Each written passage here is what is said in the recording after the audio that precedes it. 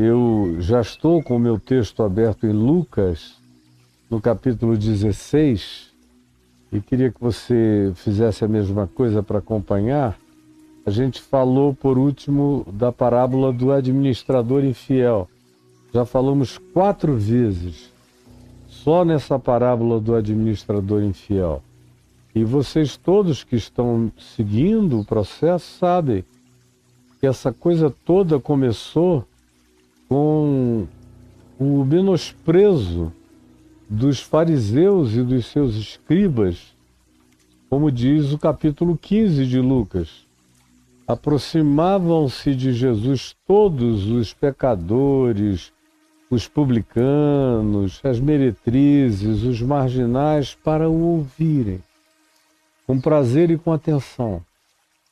Mas os fariseus e os escribas, os doutores das leis de Moisés, murmuravam, reclamavam, amaldiçoavam a Jesus por estar acolhendo essas pessoas e amaldiçoavam essas pessoas por estar indo procurar Jesus. E Jesus mesmo eles não queriam.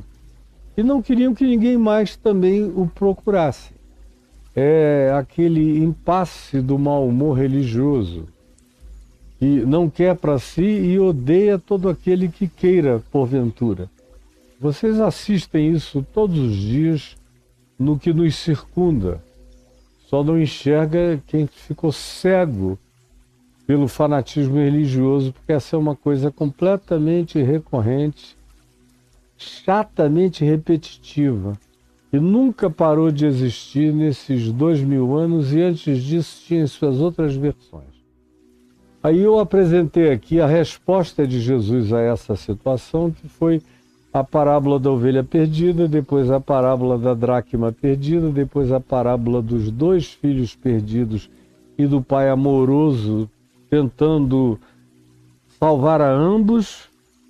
E depois nós entramos na parábola do administrador infiel, e hoje é a 5ª vez que eu falo na parábola do administrador infiel para concluir. Na semana passada, na quinta-feira, eu fui até o verso 13. E ninguém pode servir a 2 senhores, ninguém pode servir a Deus e as riquezas. E foi essa última palavra que esses fariseus e os seus doutores da lei, que não deixaram de estar presentes em nenhum momento ouvindo todas essas histórias de Jesus, lá eles estavam, e essa conclusão de Jesus recai abundante, direta e agudamente sobre eles, e eles sabem que é sobretudo para eles que Jesus está falando. Os publicanos já tinham feito escolhas. Eles queriam o evangelho do reino de Deus. Muitos deles, semelhantemente a Mateus, também chamado de Levi, que é aquele a quem se atribui esse evangelho que nós estamos estudando, deixaram tudo para seguir a Jesus. Eram alguns dos homens mais ricos daquela região que Jesus escolhera primordialmente para pregar, que era a Galileia. Pois bem, mas esses indivíduos, assim marginalizados pelos da religião, vinham acolhendo essa palavra, não vinham discutindo, eles estavam embevecidos, maravilhados com essa graça que vazava de Jesus para eles. Quando Jesus conclui dizendo: não dá para servir a 2 senhores, vocês vão ter que fazer escolhas, vocês não vão poder encontrar um ponto de conciliação, pega ou larga de vez, mas não dá para quererem ter alguma coisa comigo e viverem a vida que vocês escolherem para viver diametralmente oposta ao meu ensino. Não dá. E tem aqui um grupo que já escolheu o que quer, já se identificou com quem Deus procura. E vocês fazem parte daquele grupo que odeia, que reage, que não abre o coração e fica com raiva de todo aquele que o faça. Então, é de vocês que eu estou falando, e é para vocês, sobretudo, que eu contei essas histórias. E aí o verso 14, nos levando até o 17, que eu vou ler hoje, nos diz o seguinte: os fariseus, portanto os mesmos do capítulo 15, que estavam ali e que eram também avarentos e que ouviram tudo isto que Jesus dissera, quando ouviram tudo que Jesus dissera e ouviram essa conclusão, e essa aplicação de conclusão recaindo profundamente sobre eles, eles passaram a ridicularizar Jesus. Eles começaram murmurando, falando mal, trazendo declarações torpes contra Jesus. O que ele recebe, esses idiotas? Só pode ser um falso profeta, só pode ser um herege, sabe lá Deus tudo que eles murmuraram e blasfemaram e disseram contra Jesus e contra aquele grupo de pessoas desigrejadas, dessinagogizadas, destemplificadas e que andavam nas ruas da vida e nos becos da existência, mas que tiveram uma adesão absoluta e imediata a Jesus e que eram odiados por esses lambedores de vela, de menorá, por esses cultuadores cínicos da religião e das sinagogas, que não queriam o evangelho e odiavam a todo aquele que assim o desejasse, como eu já disse hoje 2 vezes anteriormente. Pois bem, são esses os caras que continuam lá, e não cansam de perseguir, de ir atrás. Eles não seguem, eles perseguem. E eu tenho, e conheço isso, mas conheço a minha vida inteira. Milhões de pessoas que me amam e que me seguem, e milhões de pessoas que odeiam, ou que desprezam, ou que invejam, e que perseguem. Quem me dera elas seguissem o Evangelho? Não, elas perseguem o mensageiro. Não tendo nada a dizer contra a mensagem, eles tentam criar ludíbrios, enganos, fantasias, miragens e todo tipo de perversão de imagem e projetar contra o mensageiro. Mas o mensageiro aqui é casca grossa. Ficou empedrado para gente dessa natureza, desse tipo e dessa atitude. Eu não sinto nada. Os fariseus, que eram avarentos, mãos de vaca, que não abriam o coração para nada nem para ninguém, que não ajudavam coisa alguma, e achavam que tudo que eles tinham é porque eles mereciam e porque Deus lhes devia alguma coisa. Havia uma teologia da prosperidade subjacente em praticamente todas as teologias judaicas, exceto a dos essênios, lá em Qumran, na floresta, no deserto, às margens do Mar Morto. Exceto esse grupo, que era um grupo totalmente despojado, os demais grupos, fariseus, saduceus, todo mundo mais, até os zelotes, de certa forma, subjazia na consciência do que eles chamavam de nossa teologia, de nossa compreensão, uma determinada pulsão de teologia da prosperidade, como habita em praticamente todas as religiões legalistas. O cara acha que está obedecendo leis e ditames de Deus e que Deus, portanto, deve a eles toda sorte de prosperidade possível, porque eles são os fiéis, eles são os filhos do reino, eles são os eleitos, eles são os escolhidos, eles são os dedicados, eles são esses caras aí. No caso dos fariseus, eles também faziam as barganhas deles, os dízimos, os jejuns, as ofertas, os maneirismos, as modas, os trends religiosos que eles praticavam as fisionomias que eles apresentavam, tudo isso fazia parte dessa barganha religiosa e da demanda que vinha embutida em relação ao fato de que Deus lhes devia alguma coisa, como acontece para todo lado, infelizmente, à nossa volta. Isso dito, repetindo, os fariseus continuavam ali. E porque eles eram avarentos ao ouvirem tudo que Jesus dissera antes. E agora, essa parábola do administrador infiel, quando Jesus diz que o dono, o chefe, o que era o proprietário dos bens, elogiou o administrador infiel porque ele fora esperto. Quando ele descobriu que tinha sido flagrado e que a vida dele tinha chegado a um final, ele não desistiu de viver, ele resolveu fazer o melhor com o que sobrara.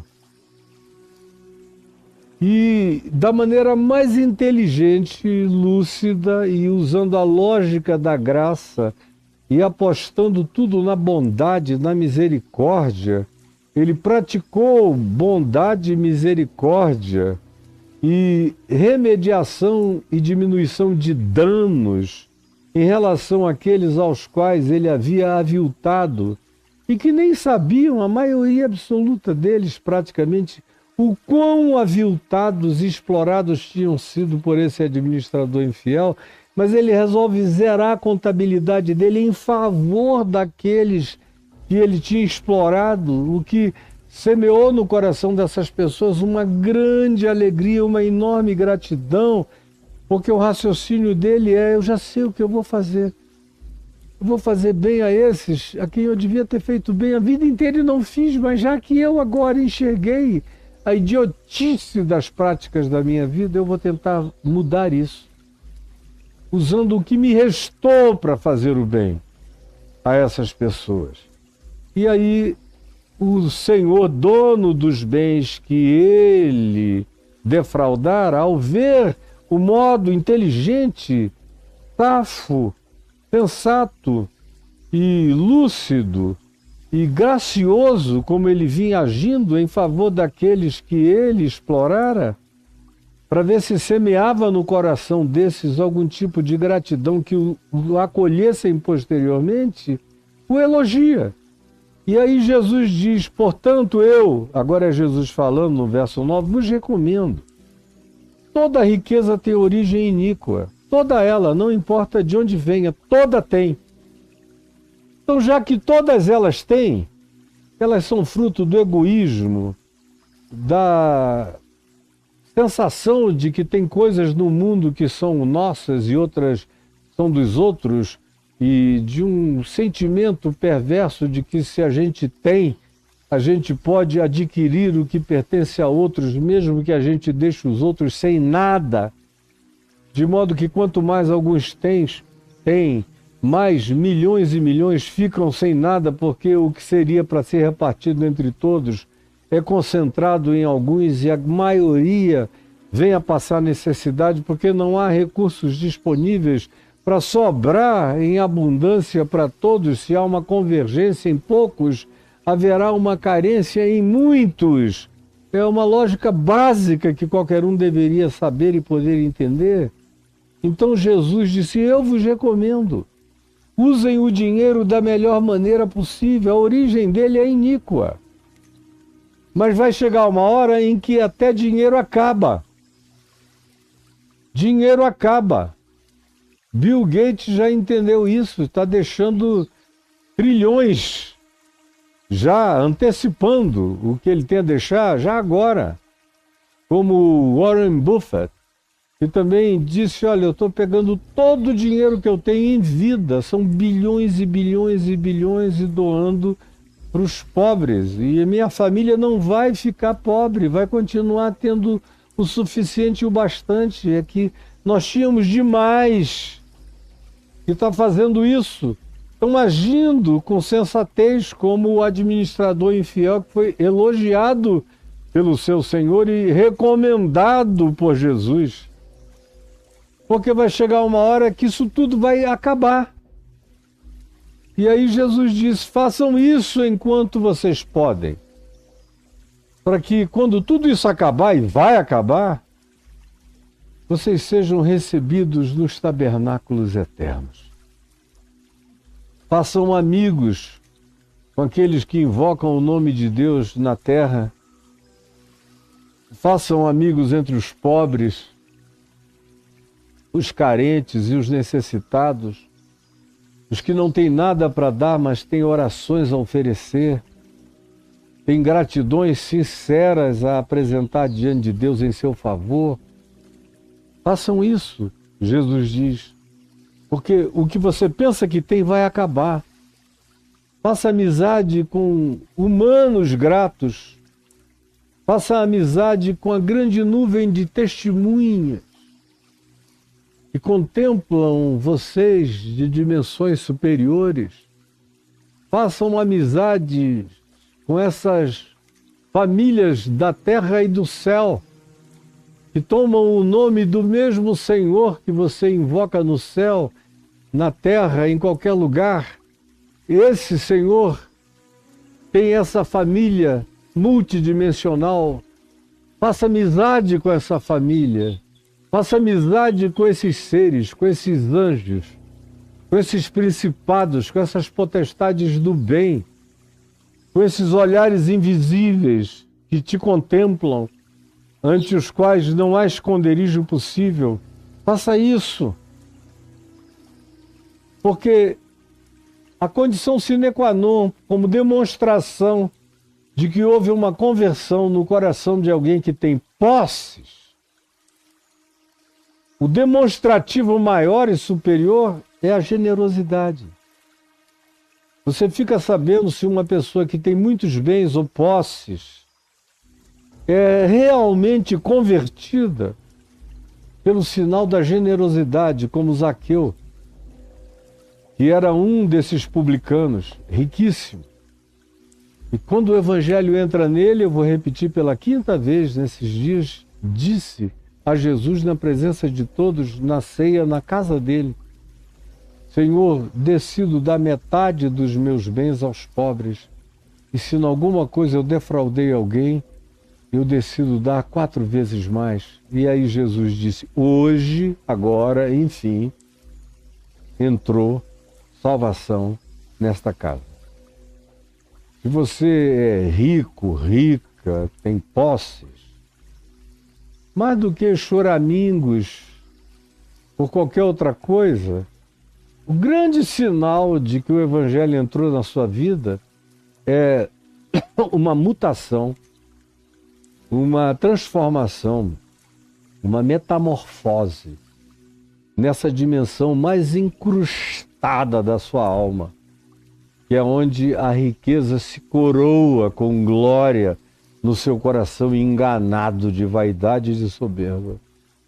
E até que você se descoroe e deponha a sua coroa e as suas armas de poder, que são representadas por essas riquezas de origem iníqua que você soube adquirir, e agora investir e transformar o que era mal naquilo que possa ser bom, trazendo benefício à vida de quem precisa, de quem não tem, de quem clama e ninguém ouve, dos invisibilizados dessa existência.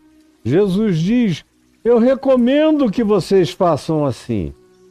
Afinal, se vocês não se tornarem fiéis na aplicação dessas riquezas de origem iníqua, se vocês não souberem usar bem aquilo que tem origem tão perversa, que é emulada pelo egoísmo e pela ganância, se vocês não pegarem isso e não derem um trato transformador, que sinal haverá de conversão em vocês?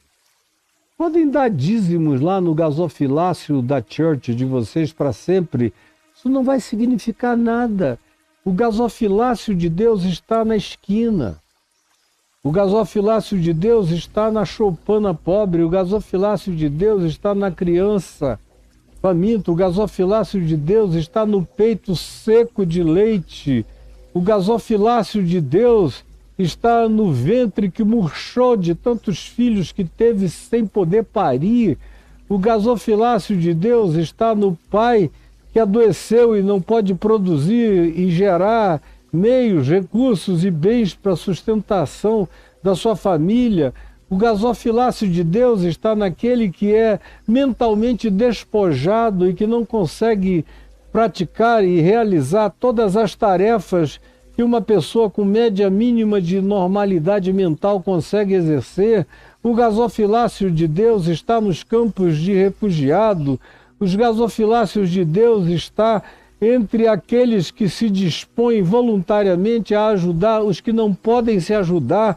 O gasofilácio de Deus está aí, e não na sua church, não na sua igreja, e não nesse estelionatário que se auto-intitula de seu sacerdote recolhedor das suas ofertas, desse falso filho de Levi, de uma legislação que, segundo Hebreus, segundo a Epístola aos Hebreus, já ficou vencida, morta na cruz, consumada por Jesus, cujo escrito de débito, que dali também essas coisas constavam, foi rasgado inteiramente. Aleluia!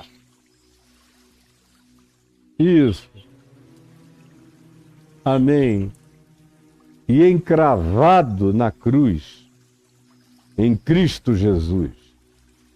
Então, se você não for fiel nessas coisas, que não têm origem boa, mas que são necessárias e chegam nas mãos de todos nós, para que nas minhas mãos, pelo menos, aquilo que vem de origem iníqua ganhe a melhor aplicação que eu possa a essas coisas dar, quem é que vai?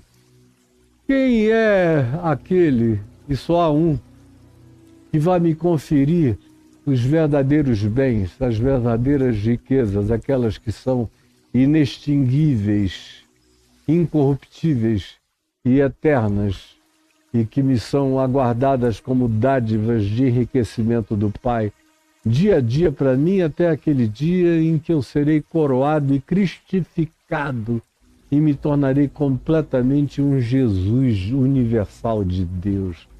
E quem quer que creia como eu creio nesse Cristo eterno, receberá a mesma graça já hoje, já passará de agora para sempre desse estado e saltará para a vida eterna como posse dela já no tempo presente, no próprio coração. Se, pois, não vos tornastes fiéis na aplicação das riquezas de origem injusta, quem vos confiará as verdadeiras riquezas? Se não vos tornastes fiéis na aplicação do que é dos outros, ou do que outros deram a vocês, ou do que passa por tantas mãos, e só não fica nas mãos dos mais necessitados, quem é que vai dar a vocês aquilo que genuinamente possa ser vosso? É a pergunta de Jesus. Não duvidem, não dá para fazer conciliações. Escolhas são necessárias, porque ninguém pode servir a dois senhores. E aí, os fariseus, ouvindo tudo isso, eles que eram avarentos, ouviam tudo isso e ridicularizavam Jesus. Isso é um otário, além de tudo. Além de herege, é idiota, é otário. É esse bonzinho, babaca, idiotado, que acha que pode melhorar o mundo, que pode converter esses marginais, que pode enternecer o coração dessas pessoas que nasceram como filhos da calamidade. É muita arrogância desse Jesus achar que ele pode mudar mentes, corações, atitudes, posturas, e que essa gente que nasceu torta vai morrer desentortada, idiota, e o ridicularizavam de todos os modos. Um ridículo que eu conheço muito bem na minha vida. Tem gente que diz, eu não sei como é que esse cara, que aparentemente é tão inteligente e tem tanta cultura, consegue ser tão idiota, tão embabacado nas escolhas que faz, ele podia estar nadando de braçada, de costas, em riquezas e dinheiros e poderes e influências e nomes que eu, olha, sem querer já estive no Everest disso tudo e desci de lá por conta própria. Ninguém me denunciou e me tirou de lá a força. Eu é que não quis mais. Isso é que choca a cabeça dos fariseus que me assistem, eles saberem que ninguém me tirou de lugar nenhum. Eu é que não quis ficar onde eles ambicionam chegar e eu cheguei sem fazer força. E olhei e falei, não, isso aqui destrói a alma. Eu não vou morrer aqui, ó. Peguei o meu esqui e vim descendo. Estou aqui nessa planura, vivendo com paz, com toda alegria todos os dias e envelhecendo infinitamente melhor do que eu teria, porque vivendo aquela vida já há muito que eu morreria, que eu teria partido desse mundo, porque aquilo não era vida, era envenenamento gradativo. Pois bem, os fariseus que eram avarentos ouviam tudo isso que Jesus dizia, esses conceitos sobre dinheiro, riqueza, aplicação, ajuda ao pobre, ao necessitado, ao que foi defraudado, e o ridicularizavam.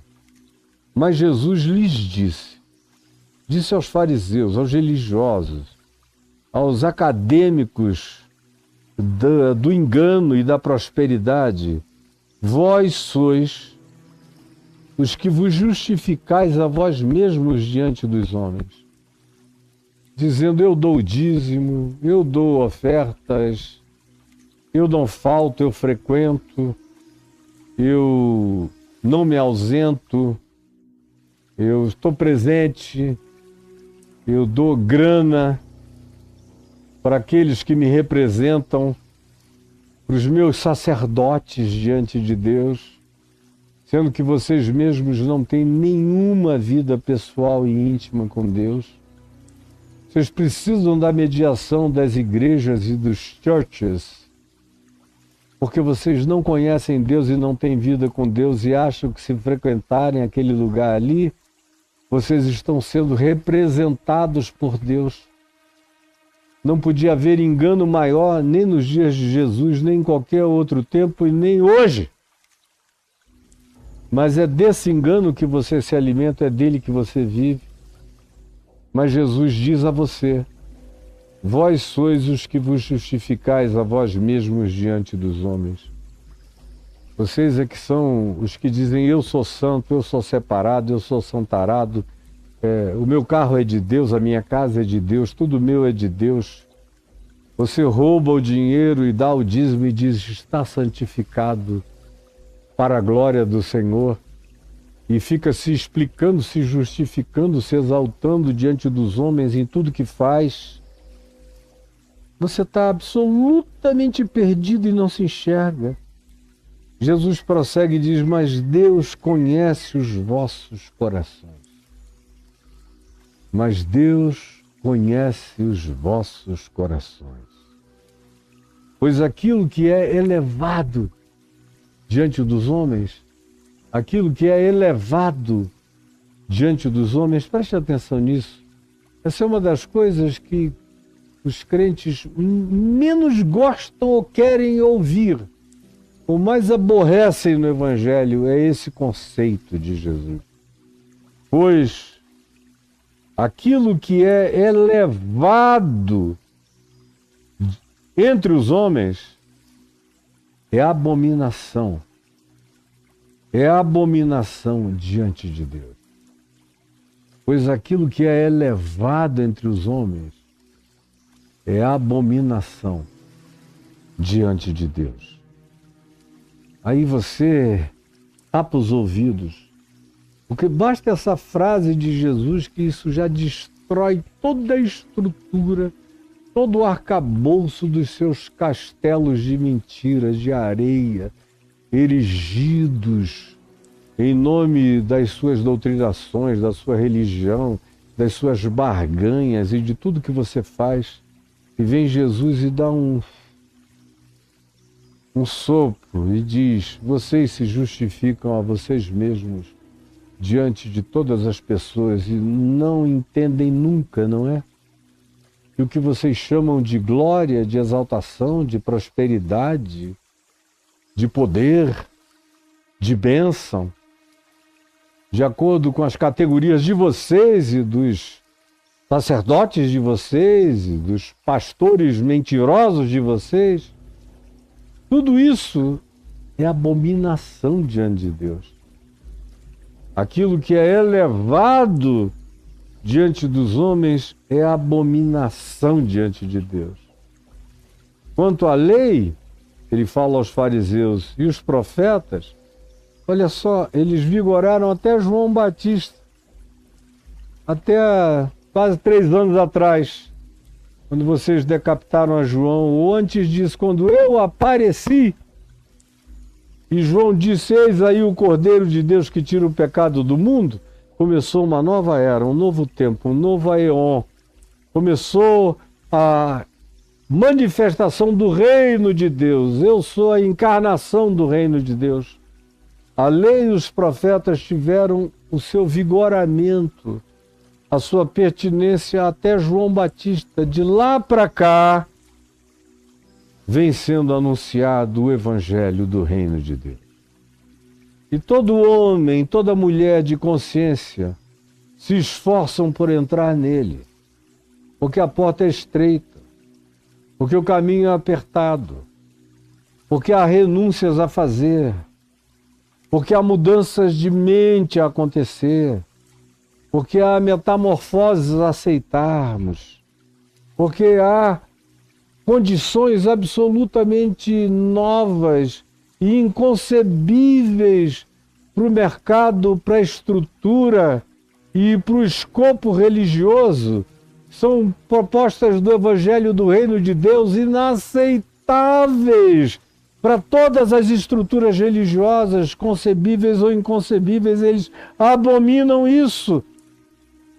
Por isso, esses que se auto-intitulam os filhos do reino ficarão de fora, batendo na porta sem poder entrar, enquanto virão pessoas do Oriente, do Ocidente, do Norte e do Sul e tomarão lugar à mesa no reino de Deus, enquanto vocês, que tiveram todas as oportunidades e fecharam o coração, ficarão de fora. Não entrarão nele. Porque é mais fácil passar o céu e a terra do que cair um só tio dessas palavras do Evangelho do Reino de Deus que estão sendo anunciadas. Aqui a palavra usada é lei. A pergunta é que lei? Que a lei de Moisés, Jesus diz que tinha vigorado só até João Batista, e que agora o que vigia era o Evangelho do Reino de Deus, é o que estava em vigência. Portanto, é a lei da vida que está em vigência. É a lei do reino, é a lei da graça, é a lei do amor, é a lei da misericórdia, é a lei da alegria, da bondade, da fidelidade, da retidão, da justiça, da sinceridade, da transparência de coração, do autocontrole, do domínio próprio. Essa é a lei que está em vigência, que Paulo chama em Romanos, no capítulo 8, de lei do Espírito e da vida. E que Tiago, irmão de Jesus, chama de lei da vida. É essa que está em vigência. É a que, sem proclamação de fé, apresenta a declaração de fé pela prática das boas obras, das boas ações, dos bons frutos, das boas expressões, da boa manifestação da graça de Deus vazando de dentro de nós. É a lei da natureza nova, transformada. Porque o que está em vigência é essa declaração, pois se alguém está em Cristo é uma nova criação, uma nova criatura. As coisas antigas já passaram, incluindo a lei de Moisés, toda ela morreu, está consumado, eis que tudo se fez novo. Eis que tudo se fez novo. E é aqui que eu quero parar no dia de hoje, concluindo a parábola do administrador infiel, dizendo bastante para você ter entendido. E quando eu voltar do Egito, com a graça de Deus eu vou continuar com vocês. Aí nós vamos ver o que não poderemos deixar de ver ainda em Lucas, a parábola do rico e do Lázaro. Tem questões aqui importantes, e não é um texto literal, ele é um texto com características nitidamente fabulosas, parabólicas e semióticas, para a gente entender o espírito do ensino. E depois nós veremos no capítulo 18 a parábola do juiz iníquo, que é muito importante para nós. Depois a parábola do fariseu e do publicano, que só é parábola porque assim foi chamada, mas ela é uma descrição de uma ocorrência repetida milhares de vezes no curso dos evangelhos. E eu disse que nós iríamos chegar até Zaqueu, mas Zaqueu tem sido tão citado por mim como ilustração de tudo quanto eu venho dizendo, que eventualmente eu o deixo até de fora, porque eu creio que ele já foi suficientemente compreendido. Senhor Jesus, eu quero te pedir que essa palavra singela que eu falei aqui agora, porém rascante, cortante, ferina, que carrega o poder dos bisturis invisíveis, mas eternos, tenha rasgado e lacerado e aberto e exposto o interior do coração de cada um de nós. É o que eu te imploro, e te imploro que o Evangelho vença a nossa dureza e o nosso empedernimento de coração, e que tu nos deis um coração de carne no lugar desse coração de pedra. É o que eu te imploro, em teu nome, Jesus. Amém e amém.